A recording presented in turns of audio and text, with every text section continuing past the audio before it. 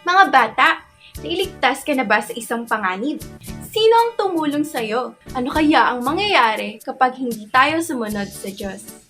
Kapayapaan mga bata! Kamusta kayo? Isa na namang kwento sa Biblia ang ating matutunghayan sa araw na ito. Tara na at ating pasimulan ang ating kwento na may pamagat na Iniligtas ng Diyos si Lot at ang kanyang mga anak na mababasa sa Genesis 11, versikulo 1 hanggang 20.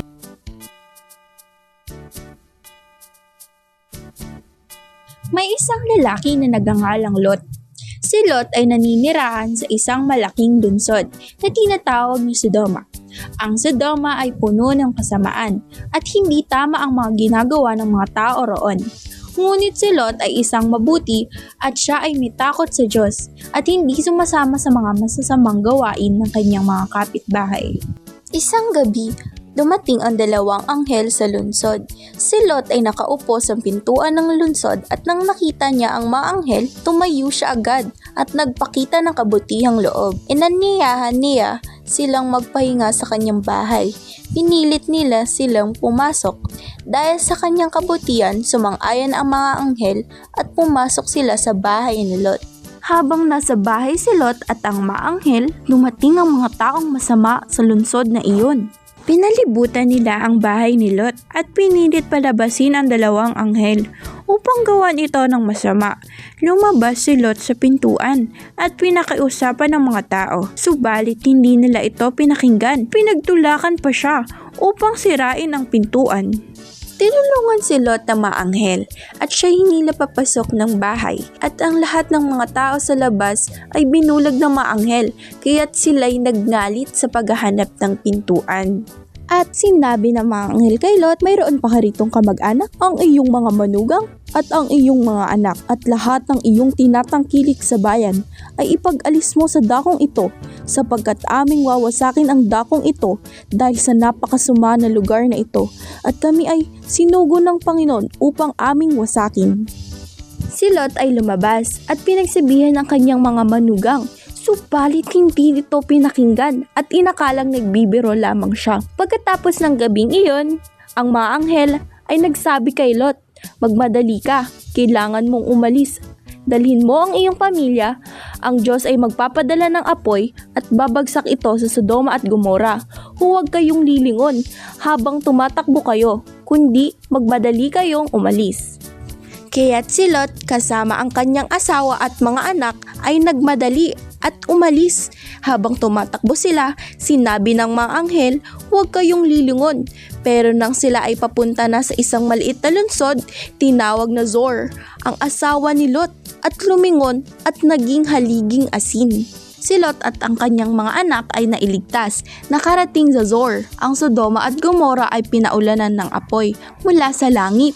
Winasak ang lungsod, ngunit si Lot at ang mga anak ay nailigtas dahil sa pagsunod nila at kabutihan ng Diyos. At dito na nagtatapos ang ating kwento. Una, mahalaga sa Diyos ang mabuting tao. Ayon sa kwento, kahit maraming masama sa Sodoma, iniligtas pa rin ng Diyos si Lot at ang kanyang mga anak dahil mabuti sila at sumusunod sa Kanya.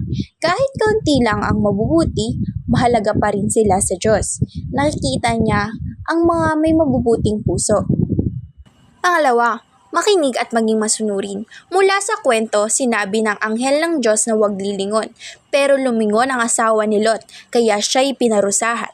Kaya mga bata, kapag may sinabi ang Diyos na mula sa Biblia, dapat tayong makinig at sumunod agad para ito sa ating kabutihan at kaligtasan. Ganon din sa ating mga magulang kapag tinawag at inutusan tayo o may ipapagawa sa atin, dapat tayong makinig ng mabuti at sumunod agad. Kinagigiliwan ng Diyos ang pamanang masunurin at parurusahan ang mga taong suwayin.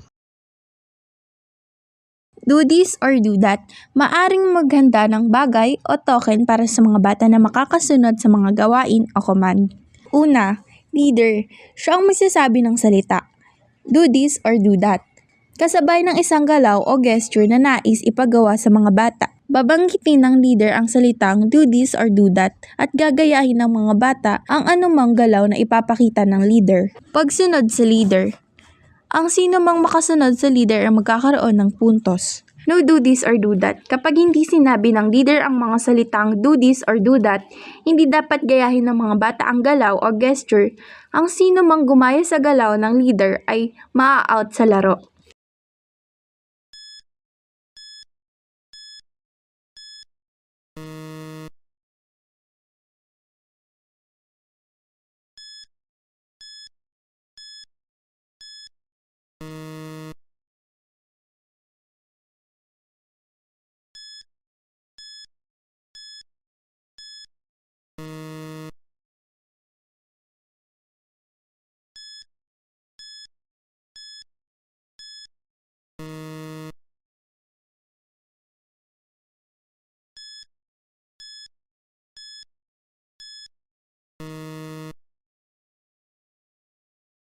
Narito naman ang ating memory verse na mababasa sa Proverbs chapter 14, verse 14.